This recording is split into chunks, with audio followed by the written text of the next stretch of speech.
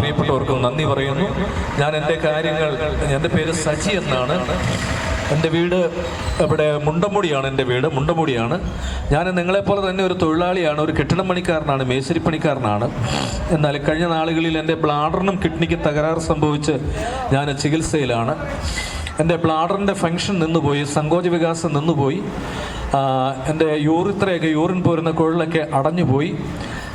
ഇപ്പോൾ അങ്ങനെ കിഡ്നി ഇപ്പോൾ ഭാഗികമായിട്ടാണ് പ്രവർത്തിക്കുന്നത്. അതുകൊണ്ട് എൻ്റെ അടിവയറ് തുളച്ച്, പുക്കിളിന് താഴെ തുളച്ച് ട്യൂബ് ഇട്ട്, നിങ്ങൾക്ക് കാണാമെന്ന് വിചാരിക്കുന്നു, പുക്കിളിന് താഴെ തുളച്ച് ട്യൂബ് ഇട്ട് ആണ് ഞാനിപ്പോൾ ജീവൻ നിലനിർത്തുന്നത്. എനിക്ക് 2 കുഞ്ഞുങ്ങൾ പഠിക്കുന്നവരാണ്.